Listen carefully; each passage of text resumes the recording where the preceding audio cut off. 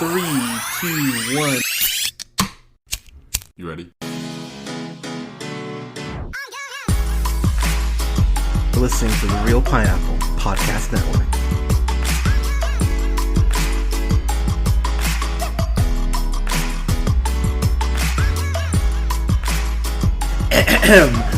Good evening, everybody. Thank you so much for listening. This is The Real Pineapple. This is your humble host, Hunter, and I'm here with streamer, podcaster, generous lover, constant contributor of the podcast here, OJ. OJ, welcome, sir. Thank you. Glad to be here. Yeah, and we're talking about a good movie. Like I said, I clearly, I don't think I like it as much as you, but we're talking about Brightburn, and that's the new movie that was produced by James Gunn. So he just, gave him the motherfucking money, and then but his relatives wrote it. Yeah, Mark Gunn and Brian Gunn, who I have their their Rotten Tomatoes stuff up. Their prior writing credits, not great. They include Journey to the Mysterious Island, which starred Dwayne The Rock Johnson, Vanessa Hudgens, and then Bring It On Again, which I didn't know was a thing. So, not the best track record heading in. I will say that while I do have problems with this, and they're definitely there, the thing that worked the best for me, as far as what these guys brought to the table, I think they should do more horror stuff. Because all the horror stuff in here, I thought worked really well. I just thought that it was just rushed. For me, it was rushed. It just needed another half hour. But we'll kind of get into that. Kind of your initial thoughts as you left the theater and everything. Man, I was pretty much on the edge of my seat from start to finish. Personally, I was. Okay. I was super pulled into this one. So it didn't feel rushed to me or anything like that. I think it could have gone a little bit longer, but I did not leave disappointed. And that, in the end, is kind of like the big thing there. Not disappointed. So going to the plot, the movie takes place in a Brightburn. Pardon me. It takes place in Brightburn, and it starts with Elizabeth Banks, who plays Tori. Is it Breyer? Breyer? I think it's Breyer. Yeah, she plays Tori Breyer, and then David Denamn, who, of course, Roy from The Office. He's got this thing playing dads with kids who have powers, because he played Jason's dad in Power Rangers, and now he's playing Clark Kent's son or father in this movie. I will say, he was the biggest surprise for me in this. Watching it, because I'll tell you right now, some people may not take it here, but I'm going to take it here. If you're a woman who's a mom, I could get how this movie would piss you off, because there is just this point where Tori is just like, this is our son. We will never turn our back on our son. And Kyle stopped just short of saying, "Wake up, bitch, smell the suicide." Like this, or the homicide. This kid is nuts, and what we need to do is put a bullet in his head while he's sleeping, which he kind of attempts to do. It doesn't go great. No, the old Yeller attempt falls flat. Yeah, but so basically they're trying to have a kid. I think they said they've been trying for a couple years, and so you get to see you get to see Roy from The Office trying to nail Mary, and but as we're trying to go ahead and get intimate, an asteroid just hits, and I had a feeling the asteroid was coming. But I was mid-sip my beer when the asteroid hit, and I was coughing for like a minute. I was like, like a movie. but it's very much Superman's origin, and what I appreciate about Jackson A. Dunn, who I believe this is actually his first movie. I haven't seen him in anything that I can. He's got nothing in his IMDb. So this is his first gig, and I will say, for the range of emotions the kid had to show, while I think the script, again, it does him a little dirty. When Brandon has to get creepy, he is creepy. Yep. Like he's uncomfortable. Like, I was cringing at multiple points in this movie, which is good, because that's exactly that. reaction you're supposed to have. There's this point he goes in this girl's room that he has a crush on, and it is just, oh man, I was sitting there, I was like, ooh, okay, like this is not good. But this kid, and this is where the movie gets, this is where I'm kind of torn, because the kid basically, he gets drawn to the ship that they have locked out in their barn, the ship he initially came in, and he gets woken up in the middle of the night because the ship is basically calling to him. He's almost getting Professor Xavier. He's starting to hear shit in his head, and he's like, And while I get why the parents went, hey, you're our son, and didn't tell him, when the kid freaks out about them not telling him, I went, yeah, that's fair. I was like, when you're 10...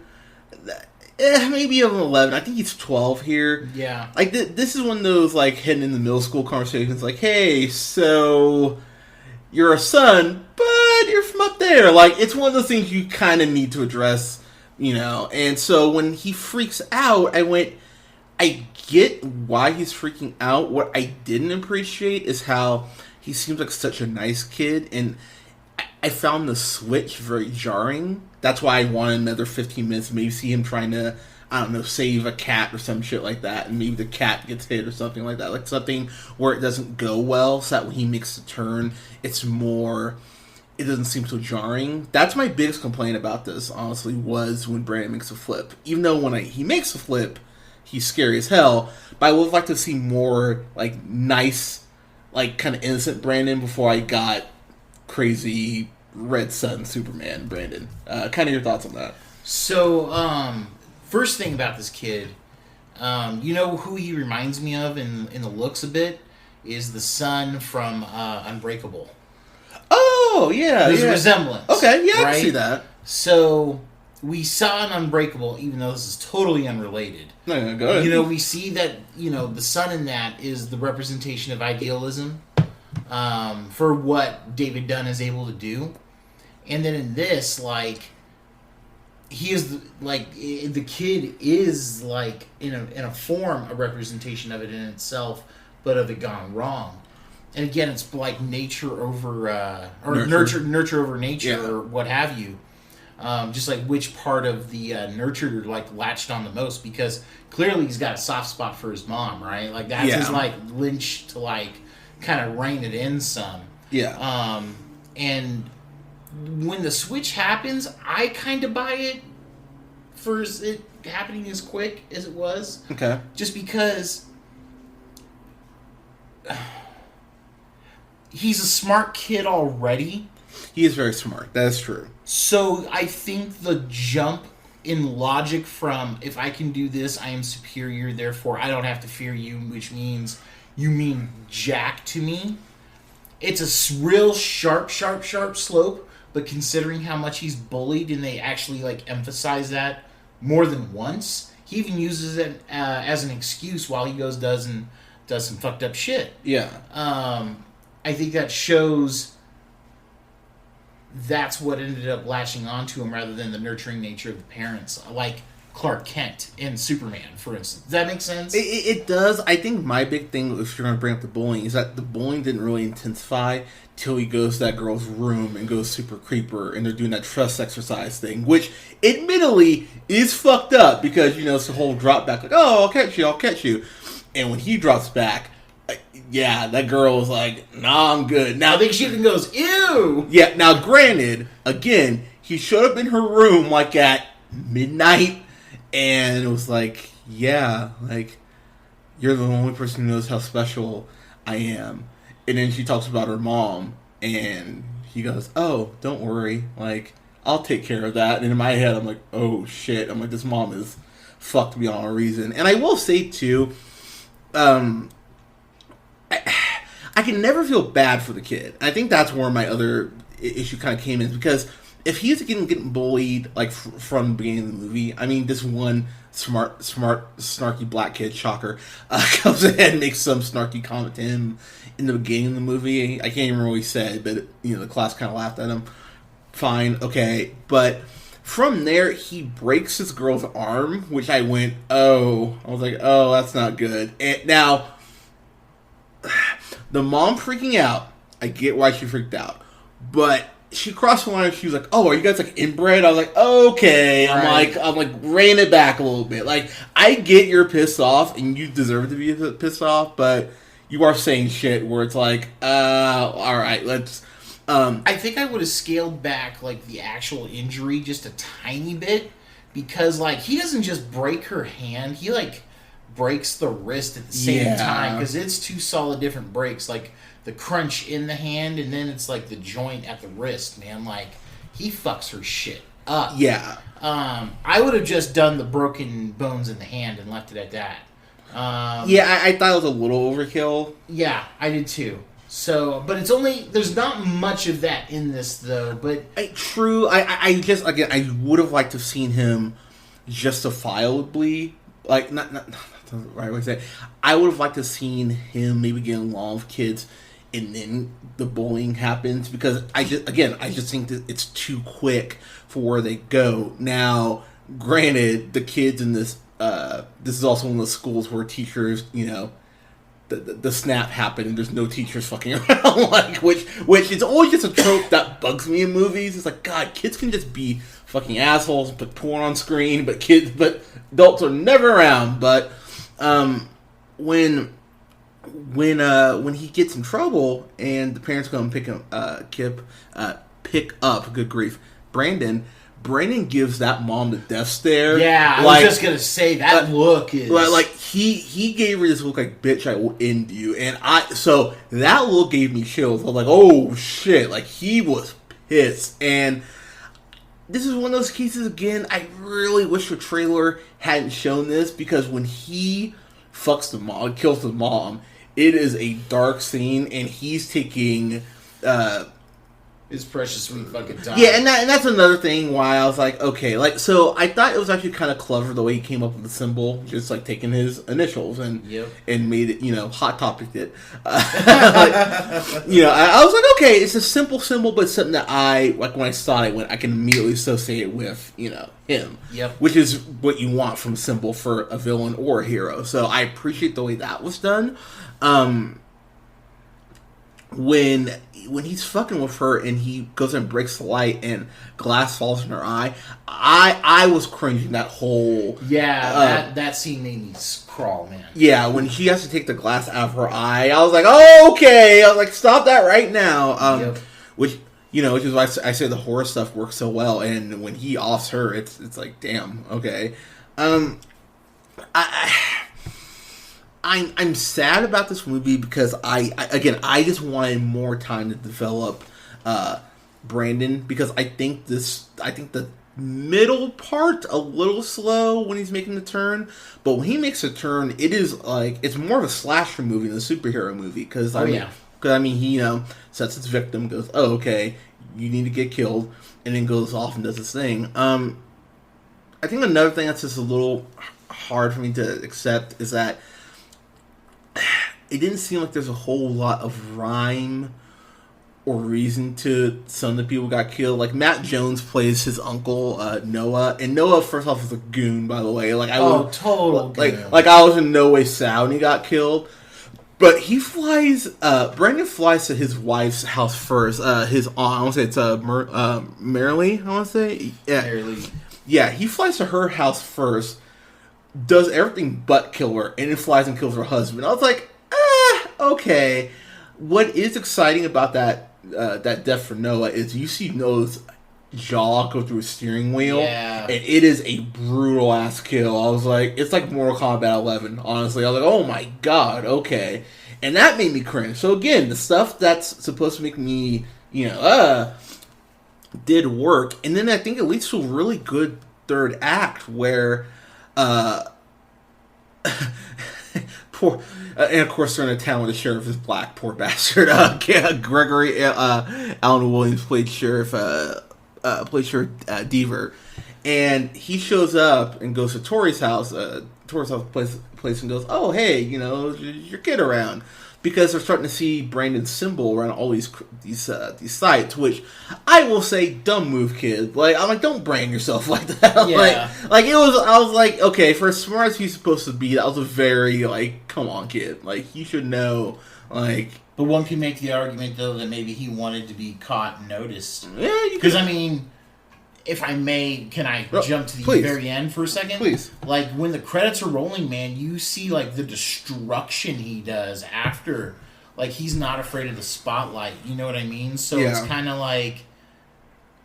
Does that make sense? Like no, it does. Because like criminals, like with that kind of moniker, they have that like urge to want to like or have the illusion that they can get caught. Yeah, and that may be the only way he feels any sort of excitement. It's like going right up to the line and then right. like jumping back. So I get that. I don't know. He progressed too quickly into full supervillain for me, which is why I wanted that additional half hour.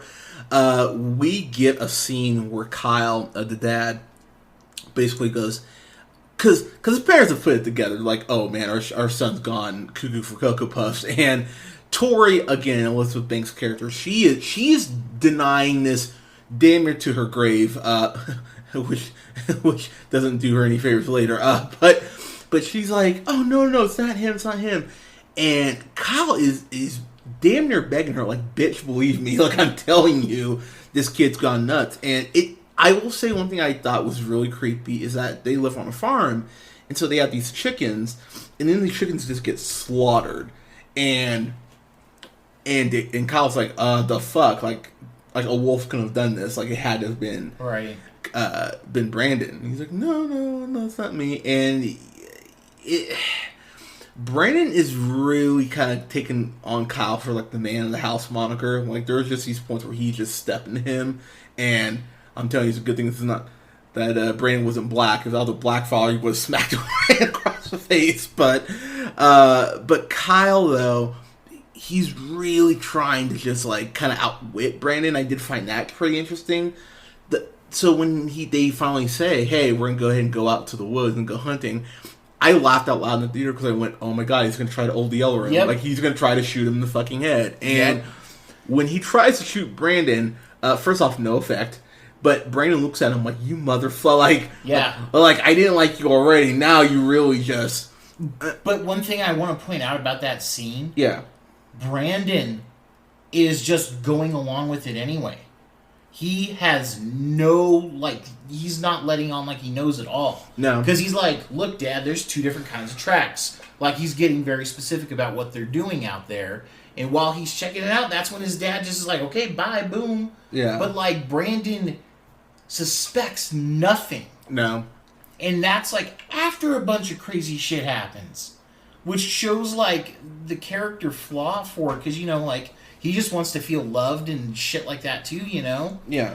And that's like the two people that have said that they've loved him from day one, including his dad. And he's like still putting that trust in him, even though he knows he can't really hurt him. But I mean, he doesn't, I guess, know to that extent. But like, he like it's practically unspoken at that point. Like, I don't know. It's such a symbol of trust, man. Like, it's something different that like.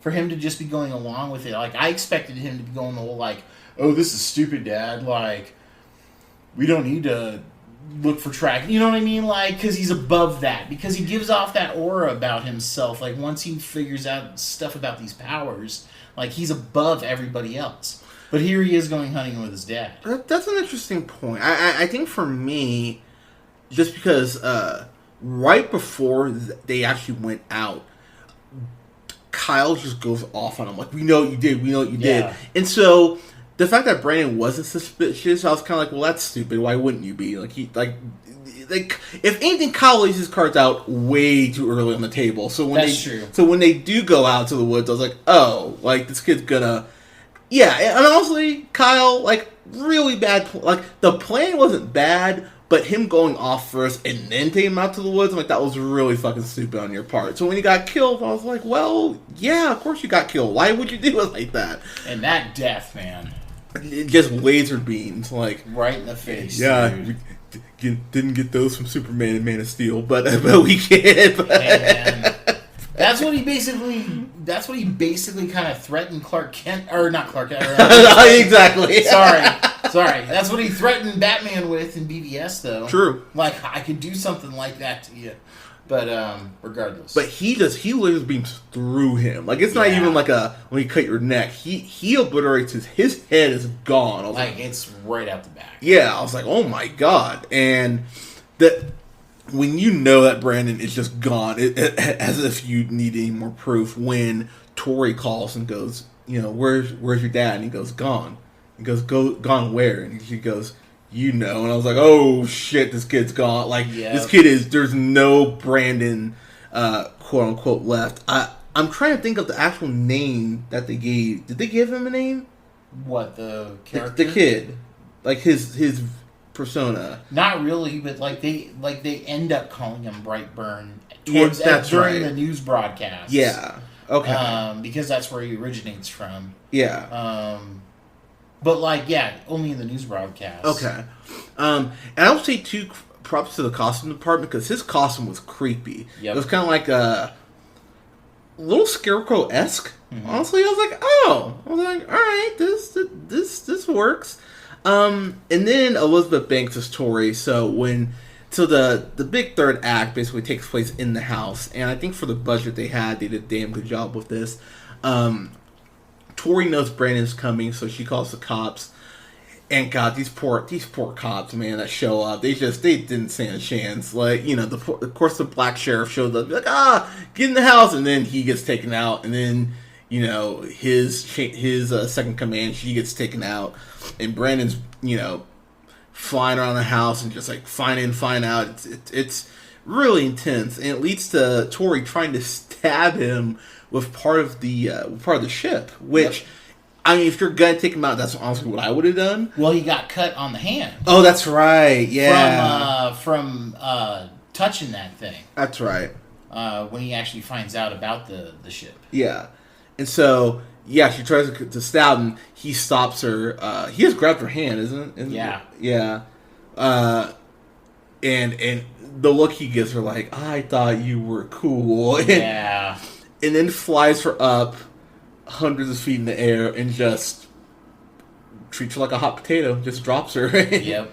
And it's brutal. It's a real brutal way to end. It's like, oh, wow, okay. I did not see that coming. Yeah, so the moment they showed that he was back at the house, I'm like, oh, the mom's a goner. I was like, there was no part of me. I was like, this can only end one way, which I'll admit, I mean, not the most uplifting, unlike Tori. I really thought she was gonna injure him with that fucking shit piece. Yep. Yeah, I think that was part of it for me too. I was just like, I don't think he's really in trouble. We're already apparently getting a sequel to this, so I will say I'm intrigued where that could possibly go. But as far as where the movie ends up, it does have a post-credit scene with Michael Rooker, who I fucking love, Yondu himself. Playing a Alex Jones sort of character, which was really fucking funny because I think Alex Jones is just the worst. Yeah, is such a goddamn asshole. It really made me laugh because it's straight up Alex Jones. Like, you close your eyes, you go, "Oh wow, Alex Jones got more of an accent or something." like it's damn near the same thing, but it teases the fact that we could have an evil Aquaman, an evil Wonder Woman, I thought I saw an evil Flash up there too. So actually, what I read online is that that's teasing that the movie Super is in the same universe. Which, if you haven't seen Super, watch Super. Super's the shit. Oh, yeah. You mean that movie? Yeah, Crimson Bolt. Yeah. So holy shit. Okay. So that's apparently what they're implying. So. Oh shit. Okay. And as a huge fan of Super, I'm okay with that. I will say Marvel kind of fucked up the program because now everything needs to be a universe. We can't just get two movies anymore. It's like, no, you need multiple ones. It's like, but I love Super so much. If they want to somehow try to connect the shit, I'm all for it. Just kind of wrapping up here before we get to our grades. I have issues with this. I do have issues with it. I know you haven't seen it yet. This is very much like Chronicle, but Chronicle is better. And this not being 2 hours or maybe even an hour 50, I think it needed that additional 20 minutes for Brandon's character to see that descent into darkness. It's a little frustrating from that aspect, but the kid does such a good fucking job. I give him a lot of credit. I mean, your first time out, and it's really focused on you, and you do this well. And Elizabeth Banks, man, I definitely have a love-hate relationship with her, but she does greatness, and David Denamn did a great job. So there's enough here that I think you'll enjoy it. I'm gonna give it. I'm gonna be maybe a little kind, and I'll give it a B minus. Yeah, because I think you see this at like. I think if you rent this on Amazon, you saw it at an early matinee, you'd go, yeah, that was worth it. So, yeah, B minus for me. OJ, your final thoughts and grades, sir.